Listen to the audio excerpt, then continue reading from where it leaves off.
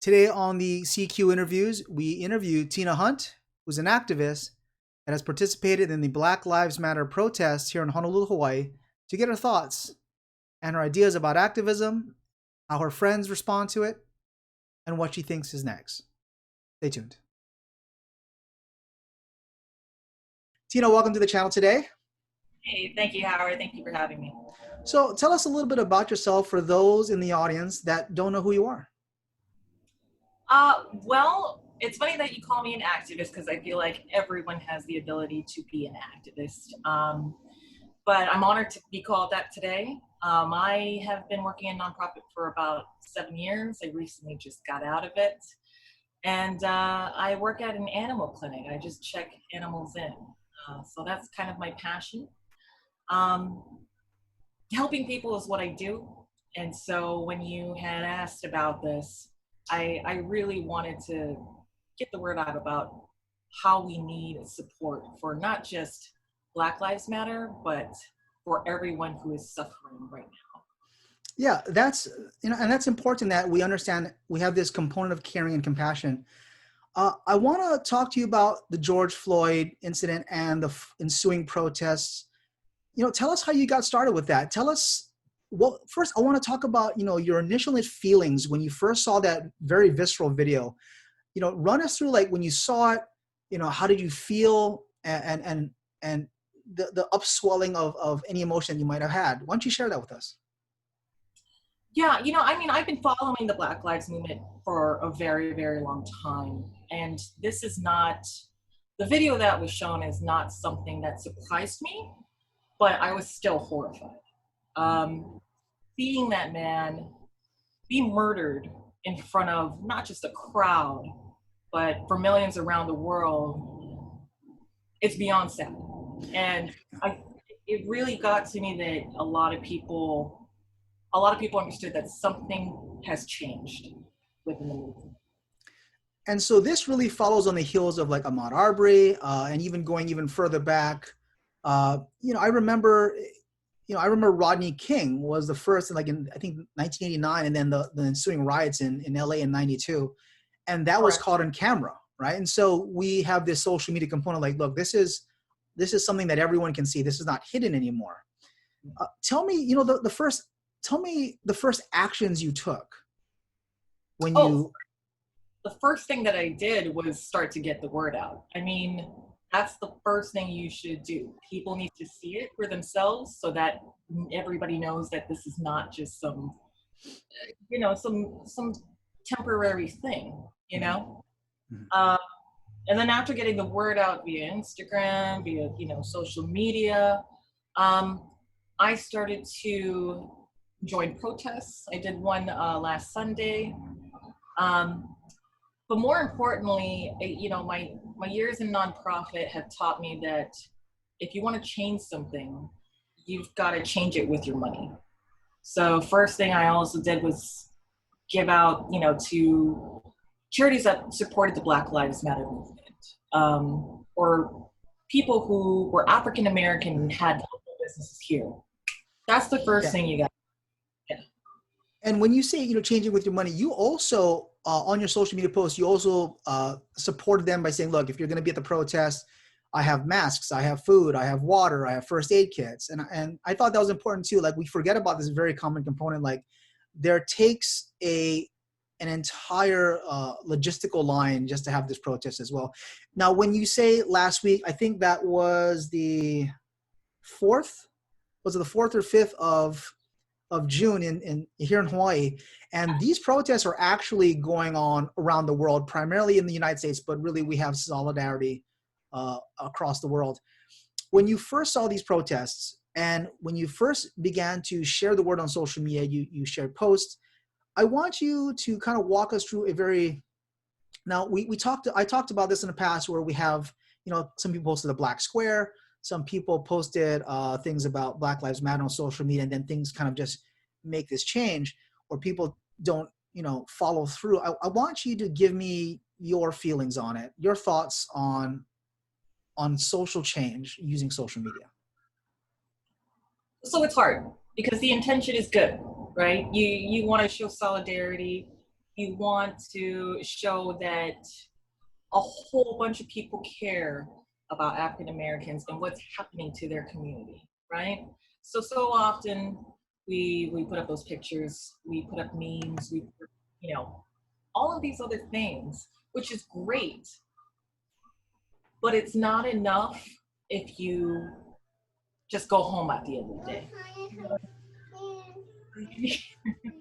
you, you need to you need to really sorry.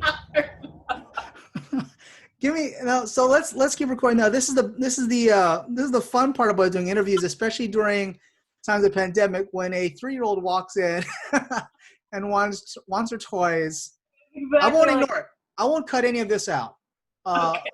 We're human after all, you know, Yeah. and we have children. I have a child, so you know. But you know what I mean? I mean, Yeah. it's a nice thought. It's a really good thought, and you know, go for it.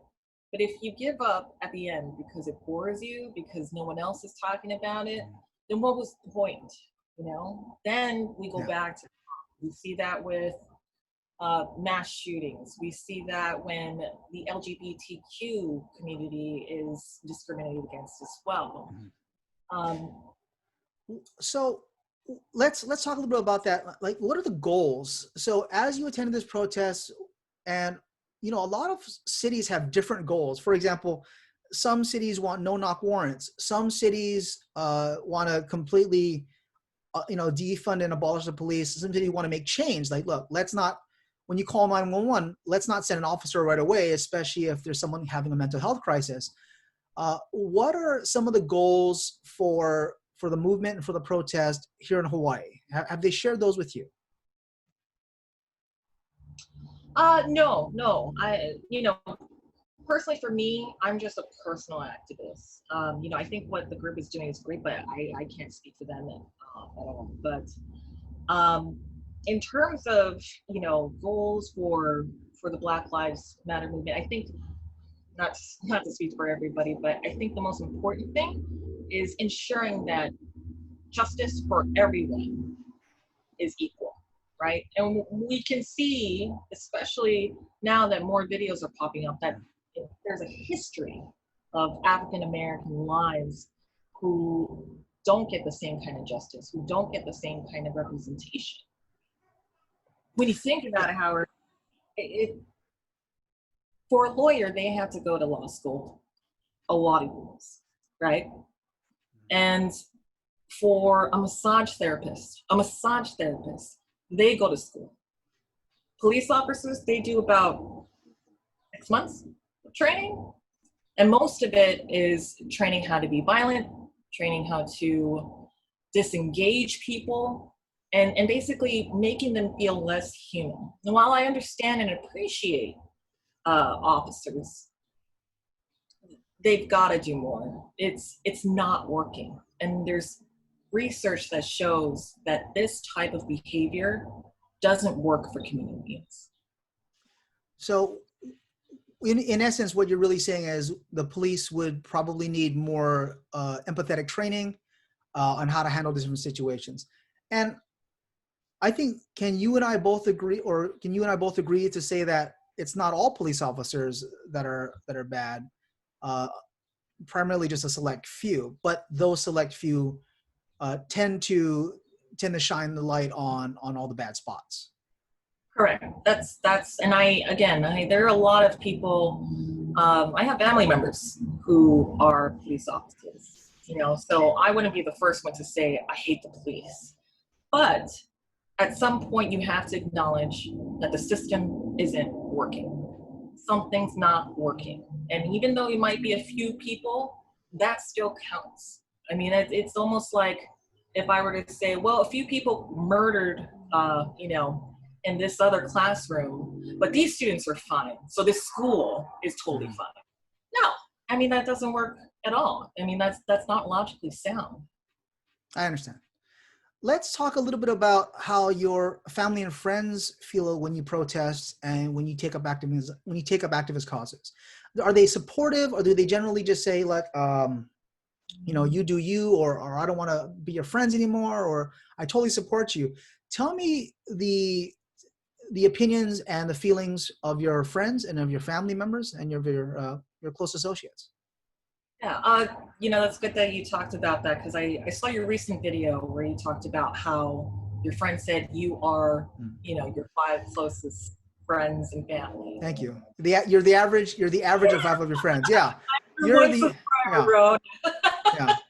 You're the average of five of your friends, and it's like, you know, Yeah, it makes sense. right. So I'm very lucky in that I carry friendships with people who are empathetic, just like me, who care very intensely about the same types of topics. Now, for my family, you know, they kind of have an understanding of what's going on.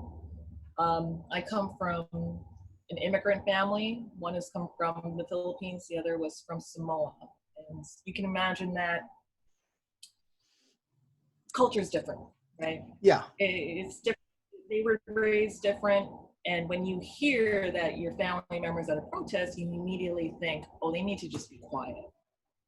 Well, and that is a really, you know, I that hope in getting out, youth is so much more.